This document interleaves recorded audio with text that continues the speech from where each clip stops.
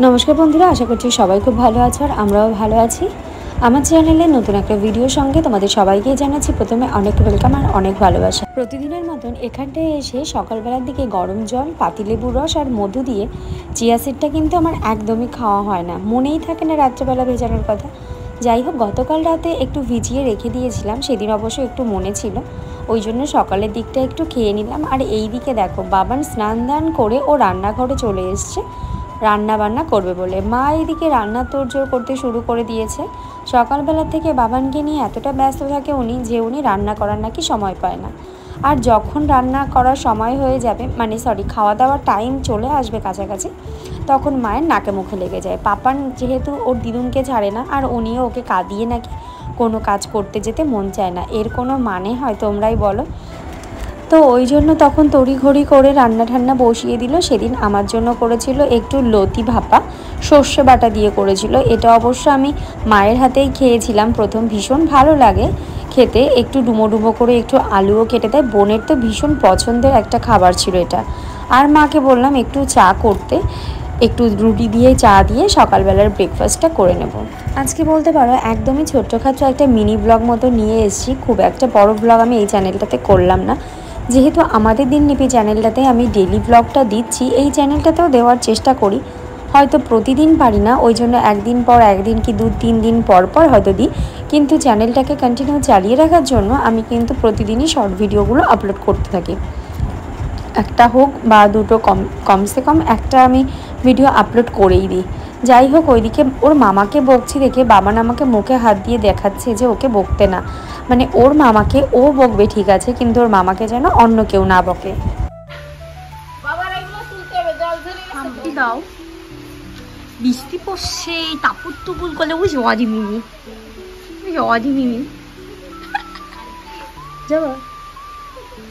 ই বাবা, কানের মধ্যে দেখো কতটা কেটে গেছে।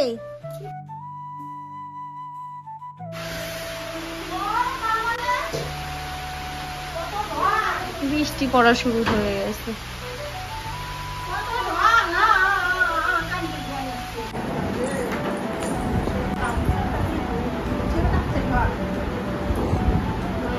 ওই যে আমারে মুছতে দেখলো না তখন।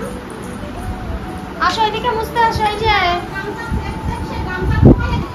যে এইখানে ওই গামছা দিয়ে আমি বের করতে পারি। এত কথা আজ না বলে পারলাম না। আমাদের চারপাশে এত বিকৃত মস্তিষ্কের মানুষ ঘোরাঘুরি করছে, আমরা হয়তো না দেখলে এটা বুঝতেই পারতাম না। ফেসবুক খুললেই এখন, বিশেষ করে আমার কিছু বান্ধবীও আছে, তাদেরকে দেখছি যে চারিদিকে তো ফেসবুক ইউটিউব খুললেই এখন একটাই ঝড় উঠে আসছে, সেটা হলো ডক্টর মৌমিতা দেবনাথের ঘটনাটা। আরে মানুষ কিছু না পারুক, পোস্ট না করতে পারুক, সহানুভূতি তো দেখাতেই পারে এই বিষয়টা নিয়ে না, কিন্তু সেই সব তো কোনো বালান নেই। মানে তারা সেই কী সব মানে আও ফাও ভিডিও করছে, নাচের ভিডিও, কত আনন্দের ভিডিও। আমাদের যে অদিতি আছে, অদিতি বোন, ও কিন্তু মানে কাজ রীতিমতো কাজ করে। ইউটিউব ফেসবুকে কেউ কাজ করতে বারণ করছে না, তাই বলে এইটা নয় যে ওরকম ধরনের একটা সময় চলছে যেখানে প্রত্যেকটা মানুষ এরকমভাবে নেমে পড়েছে, দেশের মানুষ যেখানটা এরকম ঝাঁপিয়ে পড়ছে, প্রতিটা জায়গায় প্রতিদিন নিয়ে মিছিল হচ্ছে, সেই সব জায়গায় দাঁড়িয়ে তারা এত মানে ভিডিও করছে, মানে মাঝের মধ্যে না মানে মনে রাখতে পারি না যে এদের কি মাথাটা তার সত্যিই ঠিক আছে নাকি মানে মাথার গন্ডগোল আছে, সত্যি বোঝা যায় না। মানে ফেসবুক ইউটিউব খুললেই তো এখন এইসবই দেখা যাচ্ছে। ভিডিও করতে কেউ বারণ করেনি, কাজ করতেও কেউ বারণ করছে। যেখানে পুরো বিশ্ববাসী এই জিনিসটা নিয়ে রুখে দাঁড়িয়েছে, সেখানে নাকি এরা এইসব রিলস ভিডিও বানিয়ে আর কি নিজেদেরকে দেখানোর চেষ্টা করছে। আমাদের সমাজে এরকম মানে বিকৃত মস্তিষ্কের মানুষজন আছে বলেই জানো তো আমাদের এই সমাজটা এতটা উচ্ছন্নে যাচ্ছে। সমাজে কোনো বিশৃঙ্খলা মানে কোনো কিছুই থাকছে না সমাজটাতে এইসব পাগলদের জন্য।